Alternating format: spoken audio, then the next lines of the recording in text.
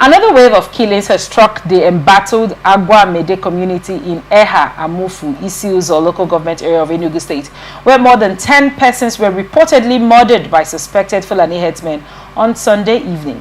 According to local sources, the assailants stormed Ikpakapara village around 4:30 p.m. while some residents were still attending church services. Witnesses say the attackers used machetes to slaughter residents without warning. They just came in and started using machetes to butcher people and had killed more than 10 people in their homes before anybody knew what was happening, said a community informant.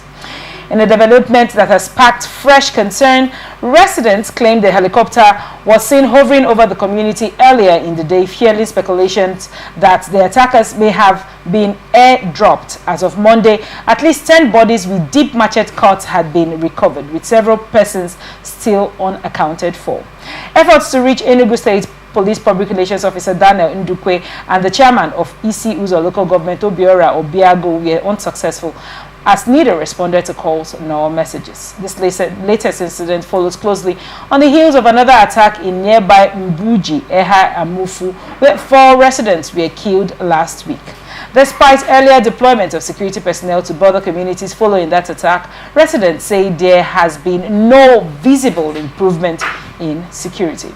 The border communities of Eha-Amufu and Ikem in Isi-Uzo have suffered repeated attacks over the last 8 years, particularly due to their proximity to Benue State. Between 2017 and 2022, reports suggested suspected Fulani militants attacked over 20 farm settlements, resulting in the death of at least 123 people. More recently, 23 persons were killed in December of 2022, 3 farmers were murdered in November of 2024, and 4 others were killed just this month on June 9th.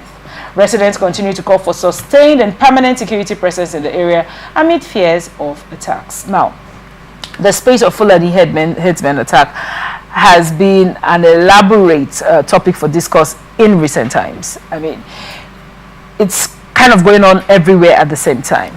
Now, usually when there is a fight of this magnitude, you pinpoint to say, the people come out to say, this is why we are fighting.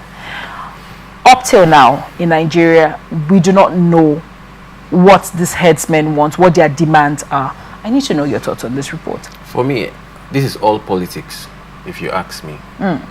Because if I were to be the governor of a state and something like this is happening, what stops me from having a local vigilante group? What stops me from protecting my state? What stops me from, okay, even if I don't want to work with the police, because they will tell you that the police is controlled from the federal government. All right. What stops me as a governor to do something?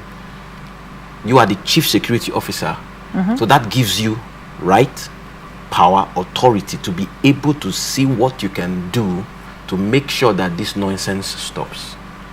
But then you just hear it happens, because I was waiting for you to finish reading it, because I was waiting to hear that last part that you just read. They say, okay, we've been trying to reach the police, blah, blah, blah. No, that's the normal thing. Whenever you hear this Fulani herdsmen attacking the environment, the next thing you hear, the police will not say anything.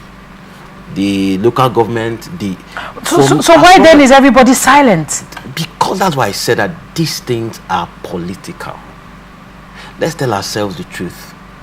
The late Sani Abacha said something, and I buy it 100%. He said, if insurgents last more than 24 hours, the government is involved.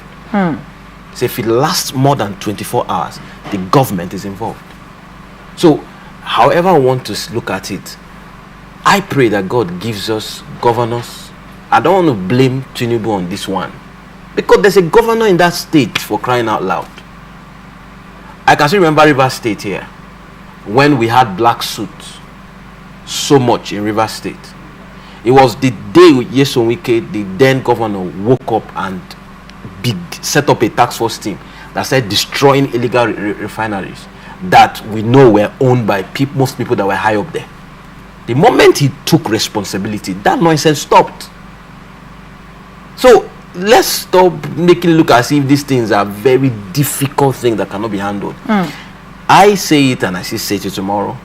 If we have leaders in this country that their first priority is to see that their people are protected, their people do well, some of this rubbish will stop. Isn't that the essence of governance in the first place? That's really for government. But what we have are politicians who are there for their personal and selfish interest. So whatever bargain or whatever it is that they've entered into, they are now. This wouldn't come with gun; it came with knife. Do you want to tell me that the first person that they butchered did not shout? I want to understand. Now, not just one, two. It's not gun that they came with that you say, okay, they just sprayed bullet and took off. Machete. How many were they? What are your thoughts as regards the helicopter? Where would they get a helicopter Now, from? talking about helicopter flying around, it may be them, it may not be them. But let's even assume that they are the ones. That further strengthens the fact that these people are not just random human beings. Government somewhere is backing these people. There is a politician somewhere backing these people. And they cannot just walk into your terrain without permission from someone from within the terrain. Are these herdsmen now bigger than Nigeria? For me, whenever we say herdsmen, we are actually giving them some level of honor and responsibility, as to call herdsmen. Okay, these guys have something real that they are doing. You might not say, okay, what are they fighting for? Let's hear them out and give it to them. They are not herdsmen. These are terrorists. Take it or leave it. These are terrorists. Now, what is the reason? Why are they doing what they are doing? What is the demand? I feel that's the question on everybody's lips.